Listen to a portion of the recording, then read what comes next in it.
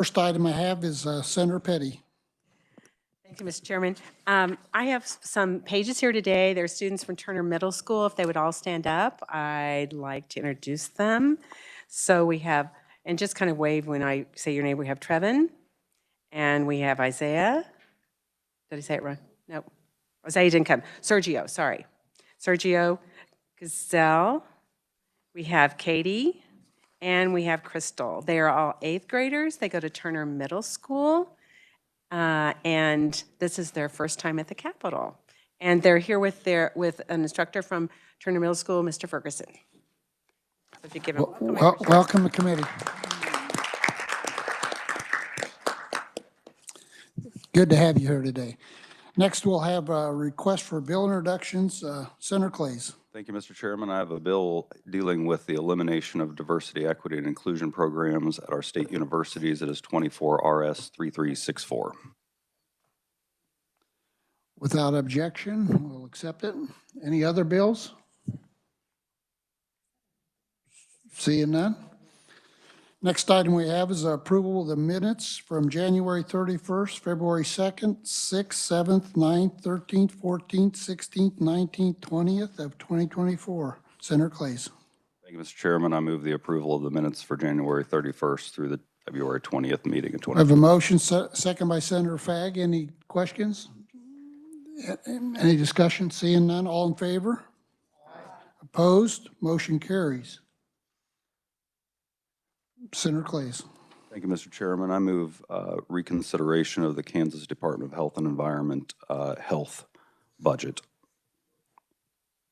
Okay, we have a motion to open it back up. Is that what you said? Okay, and we have a second by Senator Fagg.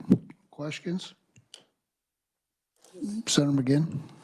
I hope this is on the same lines. We're working out the addition of the people that were part of that money. Is that what? No. No, you got a different deal. I have a proviso and then a budget amendment. Okay, because They were just, one of them wasn't ready yesterday. reason I'm asking, I was just talking to Megan about the issue that came up yesterday. Do we want to make that correction today, or do we want to do it when we package the bill next week and fix all that then? Huh? Okay.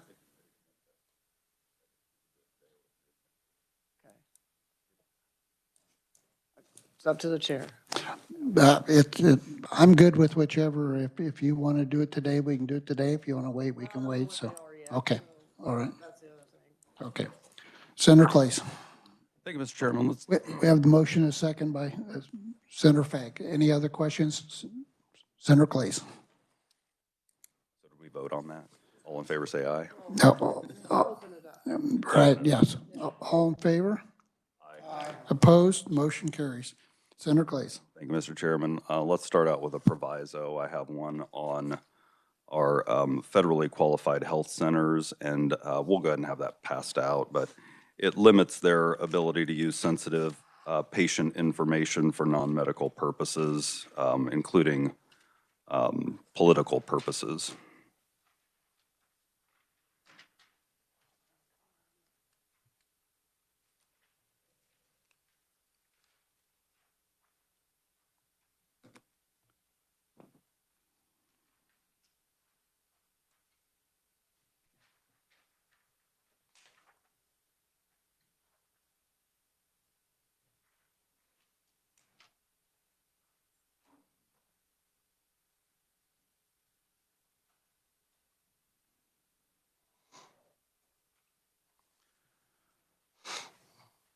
Are there questions on the proviso? Senator Pittman. Thank you, Mr. Chair. Love the fact that we're protecting private and sensitive information, obviously. Does this have any impact on federal grants? Do we know? I mean, have we heard from these folks whether they, this type of amendment would affect their ability to get those federal monies? Senator Clays. Thank you, Mr. Chairman. This would not affect any of the federal rules that already exist. There are, of course, federal requirements when it comes to patient information and its use. There's also federal requirements when it comes to voter registration, things like that. So this wouldn't have an impact on those purposes that are required by federal law. This would simply state that those that are utilizing sensitive patient information that is ascertained in that process of providing care, not use that for non-medical political purposes. Senator Pittman.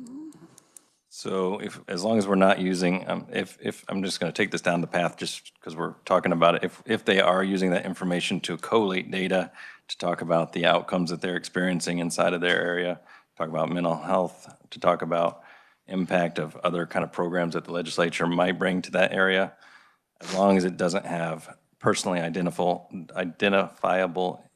information, they can still do those things. Am I correct? Senator Claes. Thank you, Mr. Chairman. I think what we're attempting to do here and what this does is it simply would not allow that federally qualified health center to take information that's ascertained in the process of providing medical care that's defined here. That's date of birth, address, social security number, phone number, email address, or personally identifiable information, and then use that for a political purpose. That's essentially what this does. It prohibits that from occurring.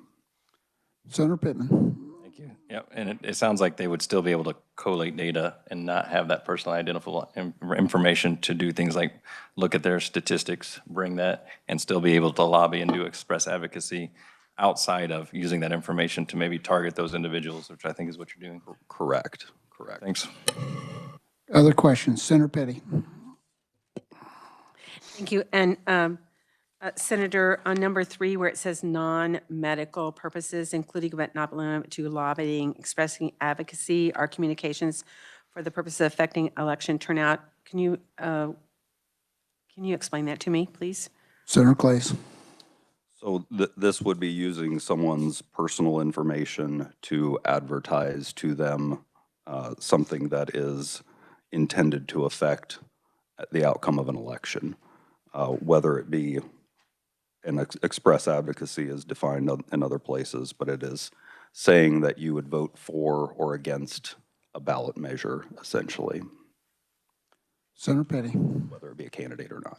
So if an organization, if the federally qualified health center does anything to promote Medicaid expansion, which is a direct benefit to them financially, that would be considered a violation under this proviso? Senator Claes. It would if they used patient information to advertise their position on that issue. That is correct. It would not allow them to use personally identifiable patient information to do so. They could use voter registration information and continue to do that, but they could not use patient information that's ascertained during the process of providing care. Senator Petty. Thank you. So if they said, we serve 25,000 clients during the previous year, and 70% of them were uninsured and would benefit from Medicaid expansion, would that be considered a violation? Senator Claes. Only if they used personally identifiable information to advertise that directly to a patient because they had that information. But no, generally speaking, if they were to send that message out or speak it at the microphone here or in whatever manner, then no, it would not be using that personally identifiable information. Senator Petty. And lastly, does this prohibit them from using any funds to lobby? Senator Claes. Again, no, because it would have to include them using that sensitive patient information to do so. So someone coming here and lobbying is not prohibited. Lobbying based upon that sensitive patient information would be prohibited. Senator Petty. As I look at the letter A, that none of that then negates them using any funds. You're saying it's only if they use sensitive patient information. Senator Claes. So as an example, this might be more helpful. Let's say that the federally qualified health center has a position on an issue or a ballot measure or a candidate. Let's say they like one candidate over another. They could not use sensitive patient information to send mail only to those patients advertising their position on that issue or on that candidate. Senator Petty. Thank you. I think I've drilled this enough. Senator Pittman. Thanks for that second time here. The only concern I have on this is number 3, B3, where it says non-medical purposes includes, I mean, I understand the political piece of it. That seems reasonable, but what about marketing their services and such? I mean, it's pretty broad saying non-medical purposes. Senator Clays. Thank you, Mr. Chairman. The end few words there are what would not affect that particular item for the purposes of affecting election turnout. So all of those activities would have to be, you would have to have some express advocacy or communication for the purpose of affecting election turnout. And that is where you would be not caught up in this if you were just simply doing the activities you described. Senator Pittman. I see what you mean now. It is a little confusing the way it's written. It says includes, but is not limited to, number 1, lobbying, number 2, express advocacy, or 3, communications for the purpose of affecting election turnout. It probably should have been rewritten in a way that says something like non-medical purposes that include efforts to affect election turnout, comma, including the following, just to be very, very clear that it doesn't have extra effect, like marketing purposes or whatever else activities they do that I don't know about. But I guess there's an intent there. It just seems like it was written with enough vagueness that it looks a little weird that it could be overly broad. Senator Clays. Yeah, it would not include marketing a service or anything of that kind, and this is pretty tightly written to avoid that. Express advocacy, like I said, is something that's relatively defined in statute. Lobbying, we're all aware of what that is. And then, of course, communication for the purpose of affecting election turnout is pretty well defined there. This would not prevent anyone from marketing services at all. Senator Pittman. You're good? Okay. Senator Petty. You, Senator, you mentioned earlier, you said that using publicly available voter registration data, who would determine the difference between whether a federally qualified health center is using publicly available registration data as opposed to what someone else might determine as sensitive patient information? Senator Clays. Well, thank you, Mr. Chairman. They would actually have to use it. So, I mean, this is prohibiting them from using sensitive patient information. If they use that and only send to those individuals, then that would be prohibited. You wouldn't be able to use funds via this proviso. If you're asking what the enforcement mechanism is, that's probably a whole different deal where we'd have to go ascertain what occurred. But their voter registration lists are publicly available lists that anyone can get a hold of. It does typically include things like name, date of birth, address. It does not include a social security number. Oftentimes it does include a phone number. Rarely does it include an email address, but personally identifiable information collected in the process of serving patients is what we're attempting to prohibit here. Senator Petty. I understand that. I'm just trying to determine who determines whether the federally qualified health center has used data that would be considered sensitive patient information, and how it, if it mirrors the voter registration, then it seems to imply that there could be, I guess, a lawsuit about this very thing, or just the fear of actually sending anything out, even if they're using, and when they're using voter registration, they would be using a somewhat matching list. Senator Clays. I mean, first off, the federally qualified health center would have to be sending out information that is for the purpose of lobbying, express advocacy, and communications for the purposes of affecting election turnout. So I think it would be a rare enough occurrence that we could go figure out what's going on there with how they obtained their list. And that is typically not something that's very difficult to find out. But those items would have to be engaged in the first place to even go look. Senator Petty. I think expressed advocacy or communications for the purpose of affecting election turnout is a very broad statement. I'm going to be honest, I do or do not know how much federally qualified health centers have used a mass mailing. But if they're sending out, just as I said earlier about Medicaid expansion, that could be considered to be for the purpose of affecting election turnout. Senator Clays. Correct, and they would have to do that using publicly available information from a voter list and not from patient information. That would be the difference. Other questions? Seeing none? We've got a motion, Motion to approve the proviso. and we have a second by Senator Fagg. So any other questions or discussion? Seeing none? All in favor? Opposed?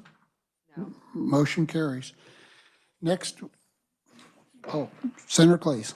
Thank you, Mr. Chairman. While we have KDHE Health open, I make a motion to delete $715 million, including the addition of $61.8 million SGF to remove funding for Medicaid expansion. The all funds deletion includes $735.6 million from federal funds and $41.1 million from special revenue funds. Okay, we have a motion, we have a second. Second by Senator Fagg. Questions? Senator Pittman. I just have no idea why we didn't do that yesterday.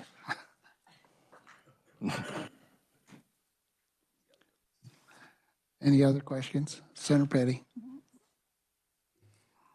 Well, it's just giving me the opportunity to say the words Medicaid expansion again. I'm under the understanding that we're going to have an informational hearing concerning Medicaid expansion. And it just seems to be reasonable to keep the funding in there. And the reality is that we continually talk about making the best use of our state and federal funds. And here's an opportunity to have expanded healthcare and for up to 150,000 Kansans and the cost falls on the federal government, not on the state, and to cover our state costs for up to 10 years.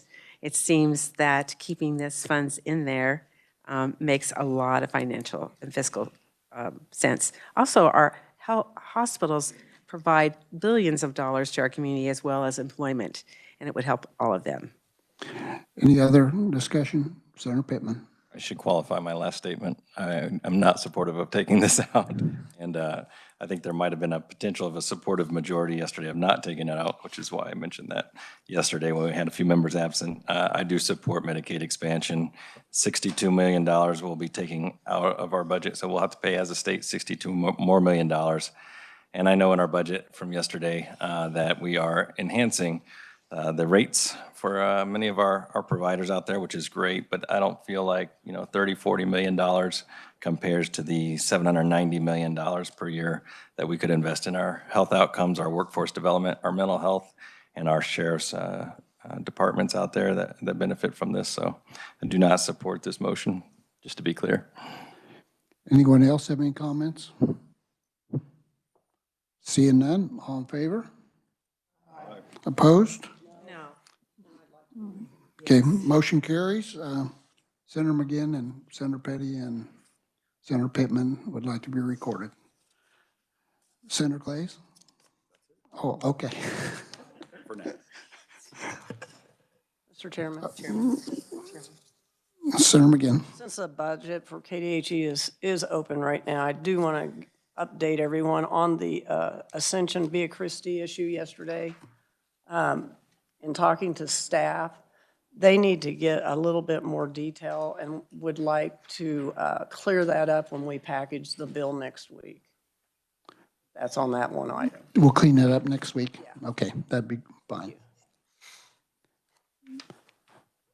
Okay, at this time, we will move on to budget reports. We'll start out with the Human Service Subcommittee. Senator McGinn with the Healthcare Stabilization Fund Board of Governors. Senator McGinn. Thank you, Mr. Chairman. Just a second. Oh, Just a need to second. close. Yeah. Yeah, thank you, Mr. Chairman. I'd move out the FY25 budget for KDHE Health as amended. I have a motion, we have a second. Senator Fag seconds. Any discussion? Seeing none, all in favor? Opposed? Motion carries. Next, we will have the Healthcare Stabilization Fund Board of Governors. Senator McGinn. Thank you, Mr. Chairman. For 24, in the Healthcare Stabilization Fund, nothing changed as far as dollars and FTEs, so we'll just move to 25. The agency requests $49 million, all from special revenue funds and expenditures for 21 FTEs for 25. This is an increase of $8.9 million above the 24 estimate, and the increase is attributable to the medical professional liability adjudication, man, that's kind of hard in the morning, from which the agency pays the claims and are awarded to plaintiffs through court-approved settlements or jury awards. Based on the previous year's experience, the agency anticipates that it will expend approximately $40 million for the payment of medical malpractice claims for 25, and this is an increase of $9 million above 24 revised estimate for the payment claims. The governor concurs with the agency, and the subcommittee concurs with the governor. And with that, I'll stand for questions. Questions? Seeing none. Senator, if you want to come in. Oh, Senator Pittman. Thank you. That's a pretty big bump up. Is that something, the volatility of 22%? I mean, it's $9 million. I know it's dependent on what kinds of lawsuits that we end up having to help out with. No, his, sorry. Don't, that's okay. I wouldn't know. Senator McGinn. I mean, you have to get staff to, Yep. to look at the trend.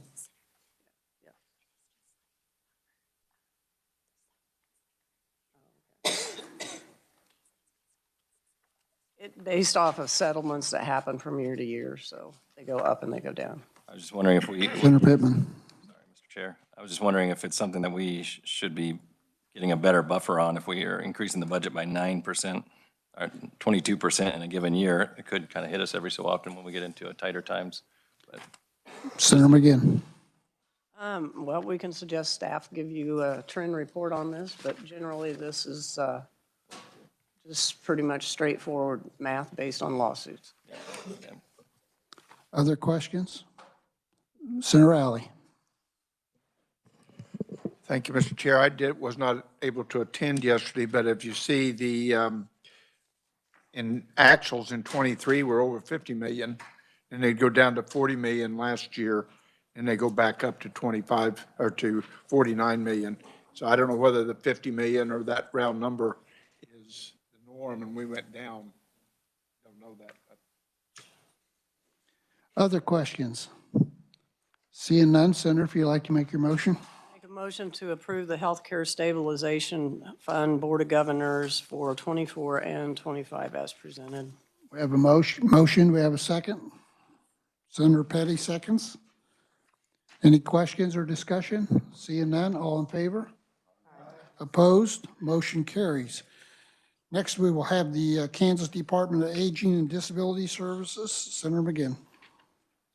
Thank you, Mr. Chairman. The agency requests a revised estimate of $3.3 billion, including $1.4 billion SGF in expenditures and 380 FTEs. This is an increase of $111 million, including SGF decrease of $23 million compared to the amount approved by the 23 legislature. The all funds increase is primarily due to the award of $66 million to the agency by strengthening people and restoring Kansas Task Force, administer the Health Facilities and Program Expansion Grant Program, $15 million for the State Institutions Building Fund reappropriations, and $34 million for federal grants received by KDADS above the amount included in the budget for '23. The SGF decrease is primarily due to the transfer of 12 million SGF to state hospitals to provide hourly differential pay because of the 24/7 plan, and the enhanced request to lapse 7.5 million in reappropriation for CAN-CARE caseloads. The governor recommends expenditures totaling 3.3 billion, including 1.4 billion SGF. This is a decrease of 32 million, including 12 million SGF below the 24 level. The governor's recommendation also includes 380 FTE positions. The decrease in expenditures is due to the governor's recommendation to delete 39 million in '24, and that decrease is due to the decrease of 11 million, including 4 million SGF, to account for several community mental health centers transitioning to the certified community behavioral health clinics pathway. The previous estimate assumed all CMCHCs would transition on July 1. The governor also recommends lapsing 903,000 SGF from the CARE PASR program to avoid double counting, and this program was moved to consensus caseloads. And what this does is CMS mandates assessment to determine appropriate placement for individuals in long care facilities, including nursing facilities. The subcommittee concurs with the governor's recommendation in '24 with the following adjustments. Add 2.5 million SGF to supplement the federal opioid grant funds for substance use disorder treatment for the non-medical eligible populations, and require a report on distribution and usage of the funds. Add 2.5 million SGF to provide grants to organizations utilizing the 14C labor to increase wages in 14C settings and to assist providers to providing a competitive wage in anticipation of the federal government eliminating the 14C exception. Add 600,000 SGF for Envision for operation support to address its wait list in 2024 only. And I'll move on to 25 if there are no questions. Any questions on 24? Seeing none, please proceed. The agency requests 3.1 billion, including 1.3 billion SGF expenditures and 372 FTEs for 25, which is a decrease of 195 million, including a decrease of 130 million in SGF below the agency's 24 revised estimate. This decrease is primarily due to several large expenditures in 24 not recurring in 25, which has to do with the Spark Task Force grants, and 22 million in Ascension Via Christi emergency room expansion, and 15 in SIBF reappropriations. The overall decrease is offset by the agency's 20 enhancement requests, including 122 million, and 49 million of that is SGF. The governor recommends expenditures of 3.1 billion, including 1.3 billion of SGF in 25. This is a decrease of 32 million, but an increase of 11 million to the agency's request for 25. The reduction is due to the governor's recommendation to not adopt 12 of the agency requests, totaling $82 million.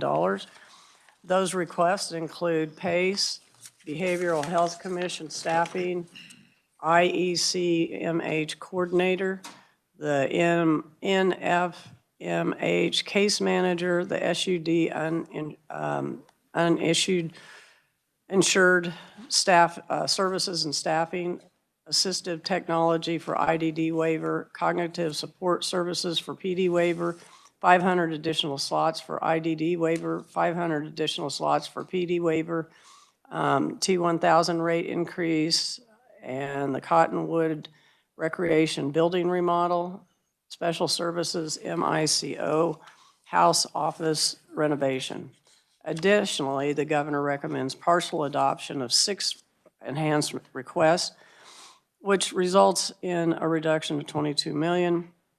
And this is the support employment rate increase, increases the rate from 28 to 53. The governor recommended 18 to 28. Family treatment court costs, the agency requested 3 million and the government recommends 1.5 million. Employment and benefits coordinator, the agency requested 87. The governor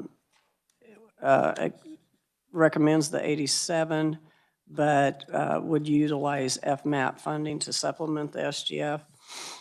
Family support coordinator, the agency requested 87, all from SGF, one position. The governor recommends the 87,000, including 43,000 with no FTF position, and would use the FMAP funding to supplement the SGF appropriation. The CSW staffing, the agency requested 358,000, including 179,000 and 2 FTEs. The governor recommends adding the funding, but not the FTE positions. TA program manager, agency requested 87,000, including 43,000 and 1 FTE, and the governor recommends the funding, but not the FTE. Furthermore, the governor's recommendation includes an increase of 2.5 million for the institutional raising projects, 30 million to adopt fall consensus caseloads, and then also responding to housing insecurity, 40 million, and state housing supports director of 690, director, which is included in the 40 million, and then the 690,000 of SGF is shoe and boot allowance for safety and security of officers and nursing staff in the state hospitals. The Senate Committee on Ways and Means recommends or concurs with the governor and recommends the following adjustments. Add $50,000 SGF to increase operational support for the Self-Advocate Coalition of Kansas. Add 250,000 SGF Ember Hope Youthville for aftercare services not covered by the standard PRTF rate. Add 600,000 SGF for respite care funding for individuals with Alzheimer's disease up to 1,000 per person, 10% dedicated to the area agencies on aging for administrative costs. Add 10 million SGF to increase funds for community development organizations to provide non-Medicaid reimbursed services, and add language to KDADs to report to the legislature how much funding goes to each service provided. Add 3.4 million, 1.3 SGF to increase the specialized medical care rate to $50 per hour. Add 1.8 million SGF for MIR for workforce projects. Add 6.2 million, including 2.4 SGF to increase PACE rates to 90% of the amount that the state would otherwise pay. Add 2.5 million SGF to supplement federal opioid grant funds for substance use disorder treatment for non-Medicaid eligible populations and require a report on distribution and usage of the funds. Add 4 million SGF to establish grant funds to provide 1 million per year for 4 years for non-CMHCs to begin the process to begin certified as CCBHCs for years 25, 26, 27, and 28. Add language that is not more than 50% of the grants should go to, not more than 50% of the grants would go to FQACs or FQAC lookalikes. Add 5 million in grant funds to increase wages in 14C settings and assist providers to in providing competitive wage in anticipation of the federal government eliminating 14C exception. Add 5 million SGF for core funding for area agencies on aging. Add 5.4 million SGF to develop behavioral health workforce programs at the University of Kansas School of Medicine, Wichita, and Wichita State University. Add 13 million, including 5 million SGF to increase HCBS waiver rates for services also provided on the IDD waiver. add 14.6 million for 5 point, including 5.6 million SGF to increase the supported employment rate for the IDD waiver. Add 26 million, including 10 million SGF to increase personal care services rates on waivers except for the frail and elderly. Add 30 million, including 11.7 million to continue the Medicaid add-on nursing facility rates and the number of Medicaid patients served at a rate of $10 per Medicaid day instead of 20. Add language to increase the cap on lottery vending machines to 9 million. Add language to convene a work group to study the opening of the rehabilitation codes to other provider types and report back to the legislature. Members of the work group would include KDADS, KDHE, Association of Community Mental Health Centers, and Kansas Health Institute, and a National Council on Mental Well-being. Add language to study capacity issues for HCBS services provided under the frail elderly waiver. Make recommendations to expand these services. Add language for KDADS to oversee registration of supplemental nursing staff agencies and requiring agencies to submit a report to KDADS on the rates charged by the agencies to facilities in Kansas. Prior to the mega appropriations bill, review the addition of the language to ensure portions of the 40 million housing grant are distributed to smaller communities. Review the omnibus, add omnibus the addition of 2 million SGF primary care services for community mental health and the CCBHCs in counties not served by FQAC lookalikes based on demonstrated need. Review at omnibus the addition of the language to direct KDADS and KDHE to conduct a study of Kansas currently underserved by primary care safety net services. The study should include topics such as primary care access for rural and frontier counties, lack of primary care access for individuals for severe mental illness, barriers to increasing primary care access, strategies for increasing access to primary care, and how qualified providers might be able to access state and federal funding to increase primary care access, and finally, support the inclusion of the administrative case management services for BI, FE, PD waivers, and PACE program in the outstanding CanCare RFP. I do have a couple of other additions. I can talk about them now or talk about them after we do questions on this report. Let's do questions and then we'll do them. Okay, are there questions? Senator Fagg. Thank you, Mr. Chairman. On number 17, it says add language to increase the cap on lottery vending machine revenue to 9 million. What was the cap and what's the reason for the increase? Senator McGinn.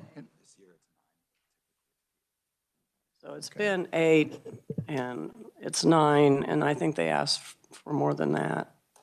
And it's because they are serving more people. Other questions? Senator Fagg. Thank you, Mr. Chairman. When you look at this and all the money floating around, do we look at the performance-based budgeting? I've seen those kind of reports come out that by law we were supposed to have that. And I don't know, do they have a report out on that kind of thing on performance? I do not recall ever seeing one. You'll see it in our smaller agencies like agriculture and some of those. But I have not seen one for social services to this date. President Masterson. Thank you, Mr. Chairman. First time I've seen the term FQAC look-alike, so I'm just curious what that means. Senator McGinn. Okay, I asked that question, and I'll blunder this a little bit, but basically, they don't qualify as a FQAC, but they provide most of those services, but not all, so that's why they're called a look-alike. Do we know how many of those entities there are, or that I've not heard the term before? I think there's only 2. I don't see anybody. I think there's only two, but Then on 10, and it was also in 24, we're doing some funding in anticipation of the federal government eliminating the 14C exception. Can you just go a little deeper into what we're anticipating? yes, thank you.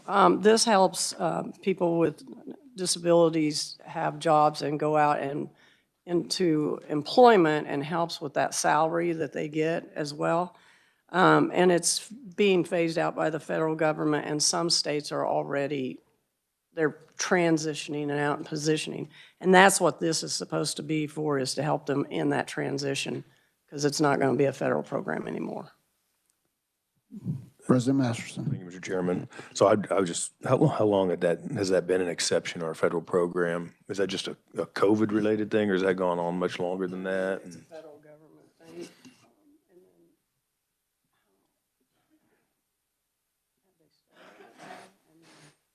This is 1 year.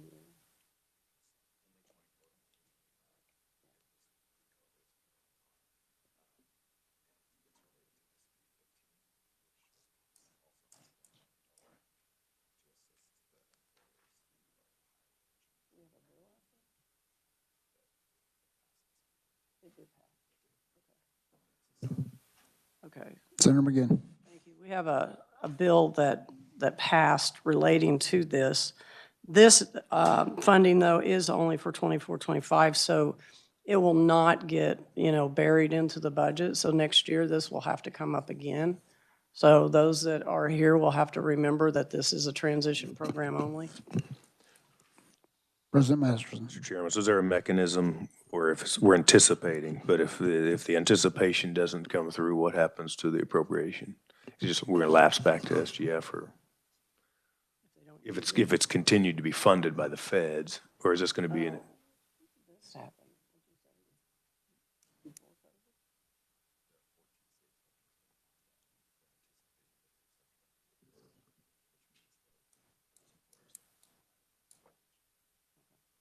So again, it's an anticipation that it's going to be removed, and it's letting those providers know that moving forward, they're going to have to figure out how to have a living wage for those individuals.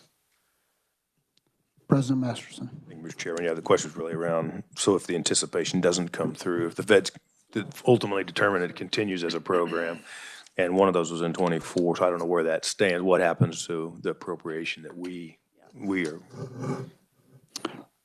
Senator McGinn. So my question, I guess, for staff would be, do we need to add language that if the appropriation does not discontinue, that this money is lapsed back into the SGF?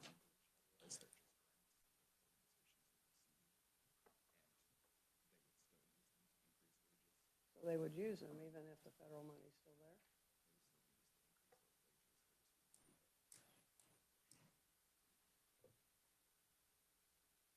Senator McGinn.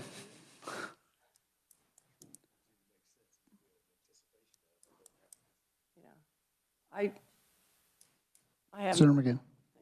I have no problem to request that staff come back with some language that makes sure that if the program does not fall off, that this money lapses back into the SGF. You want to make that a motion? Well, I'm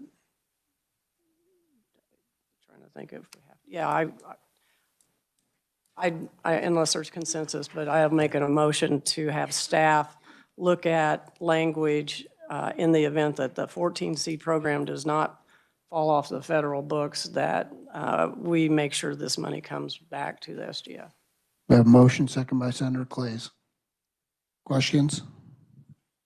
Seeing none, all in favor? Aye. Opposed? Motion carries. Senator McGinn. That's it, other than I can add, we're okay? Okay. So, Dayton on this one.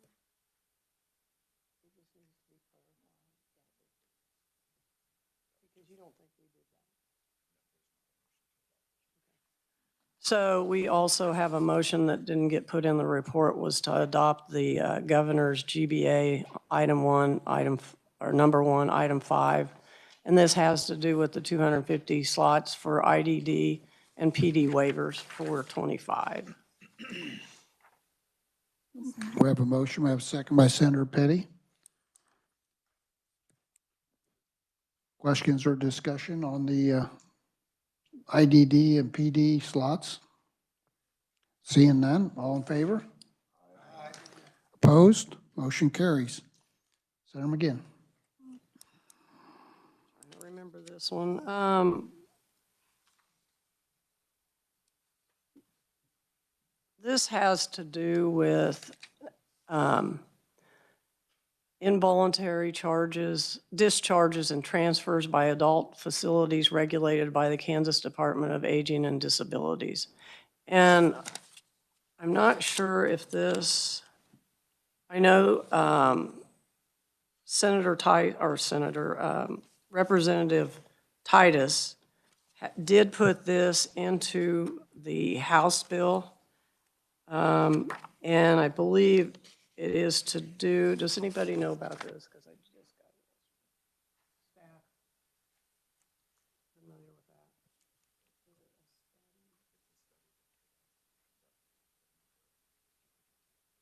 So it's a study that I thought was, is it 75,000? Or their pay? Is that what the House did? Okay. So the House added language and not funding, and I'm fine with that. But what this does is people are getting evidently discharged from maybe assisted livings. There's some different laws between assisted living and nursing home facilities. And generally, the way it was explained to me, what happens is either mom or dad ends up going to the hospital, and then they say, we're no longer able to take care of them, and we can't bring them back. So they just want to study to find out if this is happening frequently or not, and since they're governed by different laws than the nursing homes. And so to give families more time and communication to figure out what their next move would be rather than being quickly thrown out. So it's a study. Study, and that's a motion. Yes. And we have motion second by Senator Clays.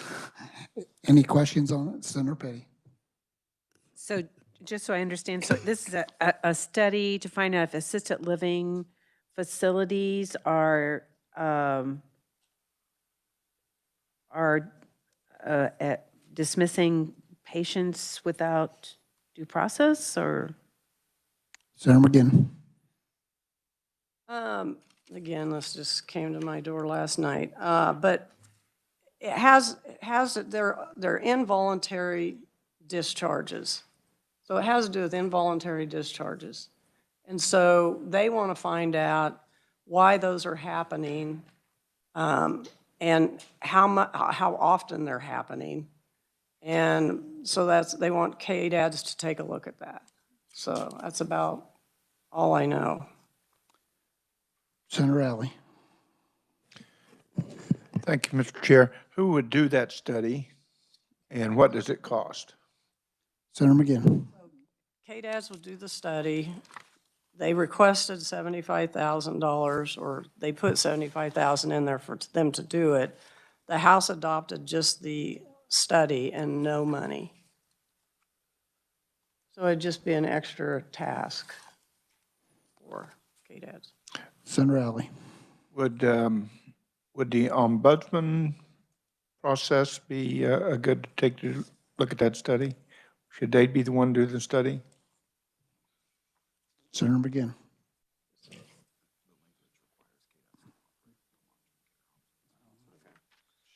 So, and there is some testimony in here about the ombudsman, and that the KDADS is directed to work with them on this. Other questions? Seeing none, all in favor? Opposed? Motion carries. Senator McGinn. Thank you, Mr. Chairman. I think that is it, unless I find another page. And Anyway, I'll make a motion to approve the Kansas Department of Aging and Disabilities budget for years 24 and 25 Senator, with as amended. Senator, Senator Clays has a motion. Before you make your motion, Shocking. Senator Clays. Thank you, Mr. Chairman. I would make a motion to strike in the budget analysis, page 17, item 12. It is the Housing Solutions Grant, also the subcommittee report, page 4, item 21, and I can explain that. It has to do with the homeless shelter / housing grants. There is some language that's been suggested here, but there's also a bill in the House that provides far more structure to this program. It includes some requirements of the communities that receive these grants. It does has some prioritization of services for Kansas residents, has some other elements in it that I think need to be discussed before we send $40 million to KDADs to distribute this money. If we wanted to have more of a discussion on this in here, I'd be happy to introduce this as a Senate bill as well so that we can have this discussion. But there is a hearing next week in the House on this issue as a breakout item with the funding included, and would just prefer it be done that way. So I'd suggest, or I'd make the motion to strike those. I have a motion. Do we have a second? Okay, yeah. Second by Senator Fag. And a question, Senator McGinn. I just want to know, what was that house number? The House bill number is 2723. Okay. This is the one by Hal. Yeah. Yeah, got it. Other questions? Senator Pittman was first. Okay, sorry. I'm just looking. Senator Pittman. You know, $40 million is a lot of money for housing. I know that in my communities over in Western Wyandotte, or in Wyandotte and in Leavenworth, we have a need for some of these grants to come our way. I have no idea what's inside of that House bill. I don't like taking the money out yet until we have more definition, because then we have to reappropriate. It seems like we would want to know more about the contents of any kind of future bill. And this seems like a decent amount of money to address a growing homeless population that we have in the state. I just don't know anything about what this new bill would offer at this time, and I'm not sure why we would cut it out right out without having the whole committee understand more about what's in the bill. And you know, I'd love to discuss how, put some parameters around this, but I don't know why we would just cut it out without having more information. Senator Clays. I would just take the opposite tack.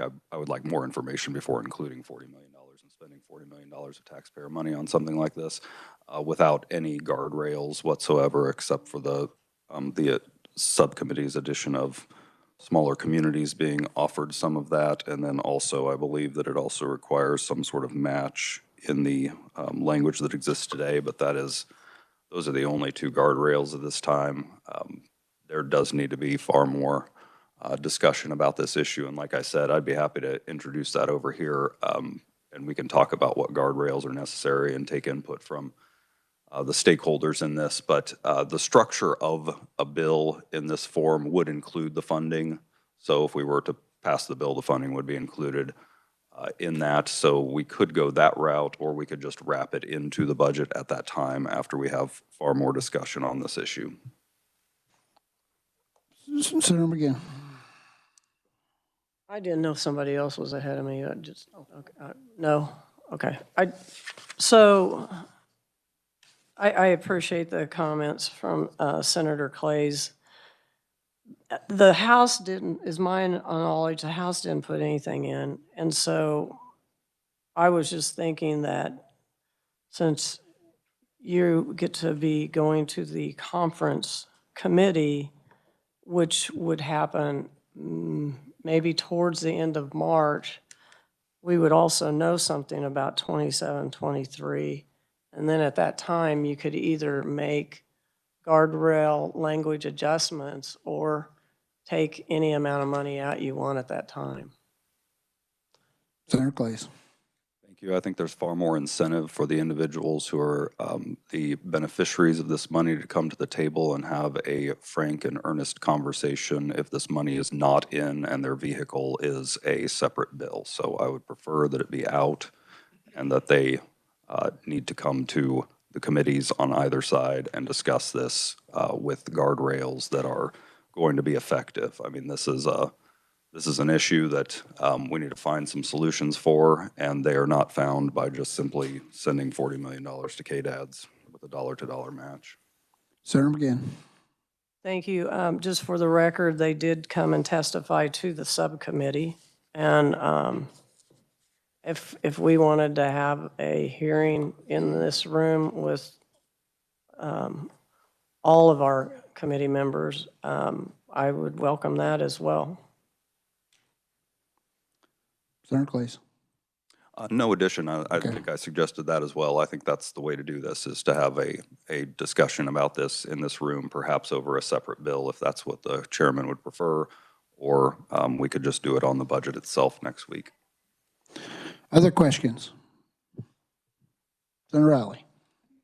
Thank you, Mr. Chair. One of the things that we do have in this language in number 21 was to ensure portions of the 40 million would go to smaller communities.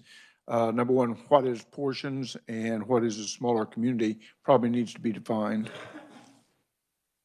Senator McGinn. Exactly. And by the time we did the report, we didn't have a chance to take a look at what a model would be. If this is in here by the time we package the bill, we can certainly come up with some parameters on that. If it's not in here, then I guess that problem goes away. Any other discussion? Seeing none, all in favor? Aye. Opposed? Motion carries. Any other? Senator McGinn. I need to ask Senator Clays, that was specifically on 21 only? Because I thought you said another line item. Yeah, in the packet, so it's the entirety of the Housing Solutions Grant. So it's the budget analysis item number 12, the Housing Solutions Grant at 40 million.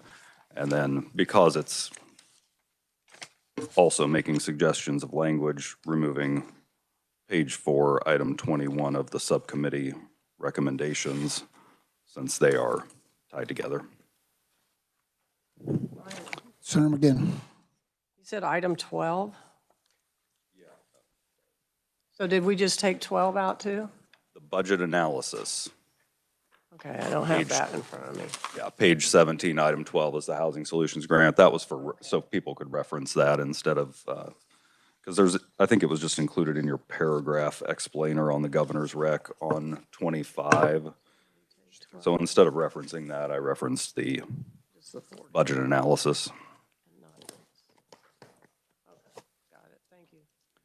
Any other questions? Seeing none, did anyone else have any provisos? Seeing none, Senator McGinn, if you'd like to make a motion. Thank you, Mr. Chairman. I make a motion to approve the Kansas Department for Aging and Disability Services for years 24 and 25 as amended